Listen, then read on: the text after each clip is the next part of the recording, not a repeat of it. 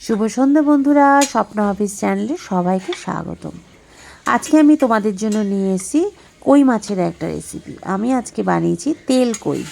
তো চলো তেল কইটা আমি কিভাবে করলাম তা তোমাদের মধ্যে শেয়ার করব। পুরো ভিডিওটা দেখার অনুরোধ রইল।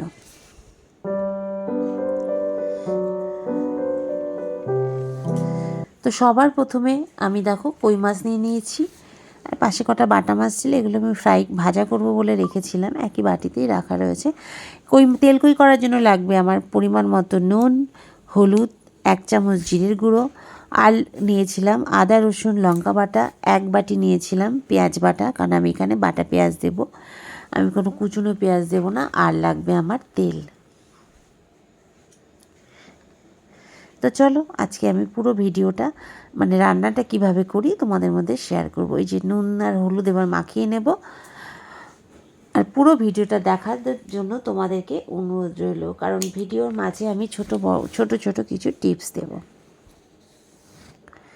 আমি মাছটাকে নুন হলুদ দিয়ে ভালো করে মাখিয়ে নিলাম।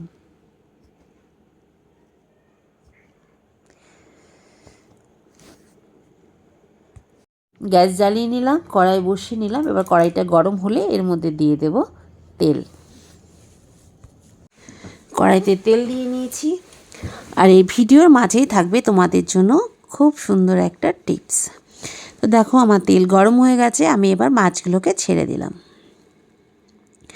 মাছগুলো খুব কড়া করে ভাজবো না, আমি জাস্ট মানে হালকা করেই মাছগুলোকে ভেজে নেবো। কারণ কেন বলো তো, ঝোলের মাছে কখনোই কড়া করে ভাজতে নেই, তাহলে মাছ শক্ত হয়ে যায়, তার মধ্যে ঝোল ঢোকে না। তো দেখো আমার মাছটা এপিট ওপিট করে নিলাম। আমার মাছ প্রায় ভাজা হয়ে এসেছে, মানে তো কাঁচাও থাকবে না আবার কড়া ভাজাও হবে না, এরকম একটা ভাজা আমাকে করতে হবে। তো মাছটা একটা বাটা মাছ না, ওই মাছে পড়ে গেছিলো, বাদবাকি মাছগুলো তুলে রেখেছিলাম, তো সেই মাছটাকেও আমি ভালো করে একটু ভেজে নিলাম।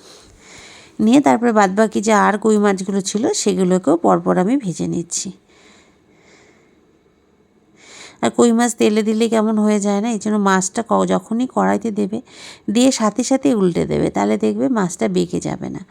দেখো আমার কই মাছটাও ভাজা হয়ে, এই মাছগুলোও ভাজা হয়ে গেছে। তা আমার সব মাছই প্রায় ভাজা হয়ে গেছে। এবার এই কড়াইতেই আমি আবার তেল দেব, দিয়ে আমি এবার রান্নাটা শুরু করব।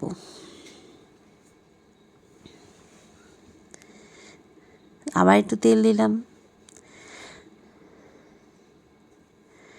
তেলটা গরম হতে সময় দেব।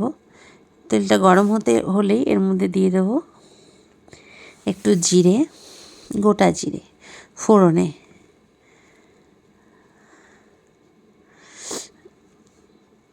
জিরেটা বেশ একটু ফুটেও মানে ভাজা ভাজা হয়ে গেলে এর মধ্যে দিয়ে দিলাম 2টো তেজপাতা। এবার দিয়ে দেবো পেঁয়াজ বাটাটা। পেঁয়াজটা যে বাটা করে রেখেছিলাম, তো যে টিপসটা তোমাদের দেবো বলেছিলাম সেটা আগে বলে নিই। টিপসটা হচ্ছে, পেঁয়াজ কাটতে গেলে অনেকেরই দেখবে চোখ দিয়ে জল পড়ে, আমার তো পরেই মনে যেন কেঁদে ভাসিয়ে দিই। তো পেঁয়াজ অনেক সময় কাটার আগে যদি তোমরা সেটাকে টুকরো করে ফ্রিজে এয়ারটাইট বক্সে রেখে দাও না, তারপরে যদি কাটো চোখ দিয়ে জল পড়বে না। আরেকটাভাবেও করতে পারো, পেঁয়াজ কেটে জলে কিছুক্ষণ ভিজিয়ে রাখলেও চোখ দিয়ে জল পড়ে না পেঁয়াজ কুচোবার সময়। এ দেখো মাছটা ভাজা হয়ে গেছে, আর এই যে আমার কড়াইতে পেঁয়াজটা দিয়ে দিয়েছিলাম, পেঁয়াজটা বেশ পেঁয়াজ বাটাটাকে ভালো করে লাল একটু ভেজে নিলাম, যাতে পেঁয়াজের একটা গন্ধ থাকে না।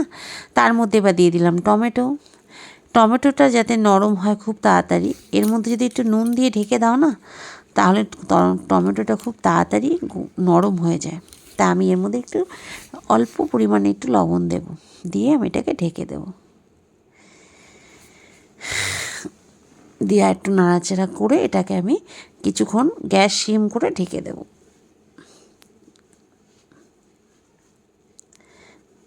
তেল কই করতে বেশিক্ষণ লাগে না, খুব তাড়াতাড়ি হয়ে যায় যদি সব কিছু রেডি থাকে। এই যে আমার টমেটোগুলো দেখো ম্যাশ হয়ে মানে নরম হয়ে এসেছে। এইবার এর মধ্যে আমি দিয়ে দেব আদা রসুন আর লঙ্কা বাটাটা। এটাকেও কিছুক্ষণ কষিয়ে নেব, কারণ রসুন আদার একটা গন্ধ থাকে, সেটাও যাতে চলে যায়। তুমি তোমার তরকারি যতই কষাবে বেশিক্ষণ ধরে ধিমে আঁচে কষাবে, তত তোমার তরকারির টেস্ট হবে। এটাই হচ্ছে নিয়ম। দেখো আমার আদা রসুন পেঁয়াজ থেকেও বেশ আস্তে আস্তে তেল ছাড়তে শুরু করেছে, মানে কষে এসছে আমার অনেকটা, এর থেকে যে গন্ধটা ছেড়ে দিয়েছে। এইবার এর মধ্যে দিয়ে দেবো হলুদ গুঁড়ো, পরিমাণ মতো হলুদ গুঁড়ো, 1 চামচ জিরে গুঁড়ো, আর দেবো লবণ। লবণ তো আমি একটু দিয়েছিলাম, মাছেও লবণ আছে, তাই লবণ একটু কমই দিলাম। আমার না লবণের হাতটা খুব বেশি, জানো তো, সব কিছুতেই লবণটা বেশি হয়ে যায়, তাই একটু অল্প লবণই দিলাম। দিয়ে ওই যে বাটা মশলার বাটিটা ছিল সেটা ধুয়ে একটু জল দিলাম, না হলে তো জিরে গুঁড়োটা লেগে যাবে, এতে পুড়ে যাবে জিরে গুঁড়ো হলুদ গুঁড়োটা। একটু জল দিয়ে নিলে এই পোড়াটাও লাগে না, বা জিনিসটা খুব সুন্দর কষে যায়। আর দেখো আমার মশলা থেকে কিন্তু তেল ছাড়ছে, দেখতে পাচ্ছ। আমি কিন্তু কোনো লঙ্কার গুঁড়ো দিইনি, টমেটোর ইয়েতে লাল, মানে টমেটোর কালারেই লাল লাল হয়ে গেছে। আর এর মধ্যে কষানোর সময় একটু দিয়ে দেবো ধনেপাতা। এই ধনেপাতা আর সমস্ত মশলার গন্ধে এত সুন্দর একটা মানে স্মেল তৈরি হয় না, দারুণ, গন্ধটা ভীষণই সুন্দর। তোমরা ট্রাই করে দেখো। আমি বললাম ধনেপাতা যদি দাও পরে নামাবার সময়ও দিতে পারো, কিন্তু কষানোর সময় ধনেপাতা দিলে তার একটা সুন্দর গন্ধ বেরোয় এবং তরকারিরও একটা টেস্ট আসে। এবার মশলাটাকে ভালো করে কষিয়ে নেব কিছুক্ষণ। আমার মশলা দেখো বেশ কষানো হয়ে গেছে।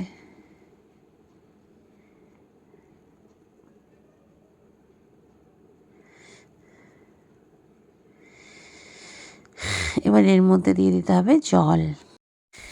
আমার দেখো মশলাটা কষে গেছে। এবার আমি এর মধ্যে দিয়ে দেব পরিমাণ মতো জল।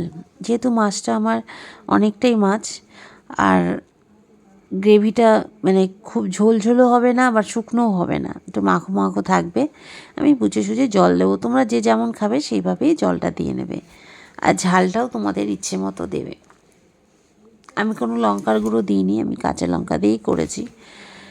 তো এবার জলটা দিয়ে এবার কি করব, জলটা ফোটার জন্য সময় দেবো এবং মাছ কড়াইটা ঢেকে দিলাম। এ দেখো আমার জল ফুটে গেছে, মানে ঝোলটা ফুটে উঠেছে। এবার দিয়ে দেবো মাছটা। ঝোল ফুটে গিয়ে মাছটা দিলে হয় কি, মাছটা ভাঙে না, তারপরে মাছটা খুব সুন্দর সেদ্ধ হয়ে যায়, তার মধ্যে খুব সুন্দর তেল মশলাও ঢুকে যায়। এবার আমি গ্যাসটাকে একটু হালকা সিম করে ঢেকে দেবো কিছুক্ষণের জন্য।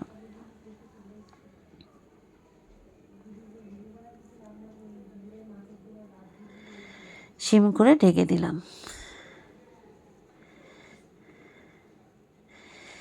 দেখো আমার মাছ রেডি। এখন খুব ঝোল ঝোল মনে হচ্ছে, কিন্তু খুব ঝোল হয়নি, খুব সুন্দর বেশ মাখো মাখো মাছটা হয়েছিল। এই যে আর একটু ঝোল টানিয়ে নিয়েছিলাম। একটু গরম মশলার গুঁড়ো দিয়ে নামিয়ে নেব। একটু নাড়াচাড়া করে দেবো গরম মশলার গুঁড়ো।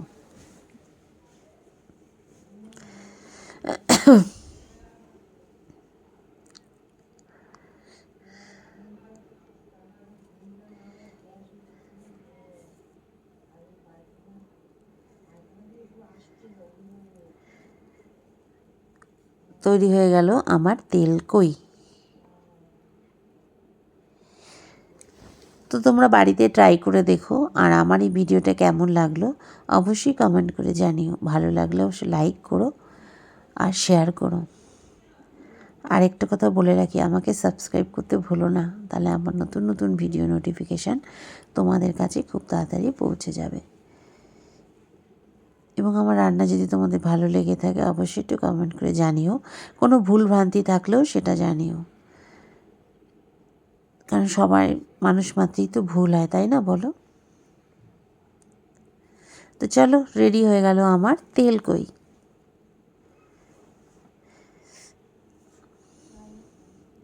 কেমন লাগলো ভিডিওটা?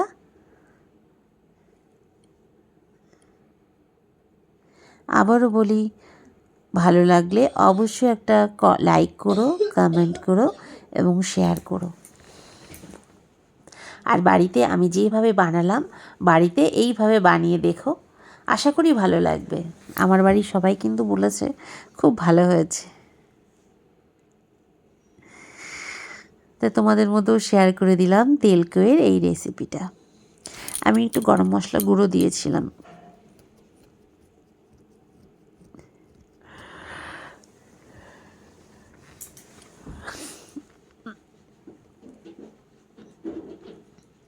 রেডি আমার তেলকই, গরম গরম ভাতে খুব ভালো লাগবে খেতে। অবশ্য কই মাছ দিয়ে বড়ি আলু দিয়ে ঝোল করলেও ভালো লাগে, পাতলা ঝোল করলে, কিন্তু আজকে আমি একটু তেলকই বানালাম। তো সবাই ভালো থেকো, সুস্থ থেকো, দেখা হবে তোমাদের সঙ্গে নতুন একটা ভিডিওতে, নতুন একটা রান্না নিয়ে। আবারও সবাইকে বলি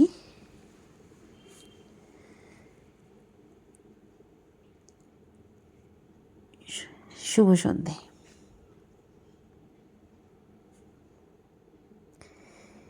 আমার কই মাছ রেডি হয়ে গেছে গরম গরম ভাতে খাওয়ার জন্য।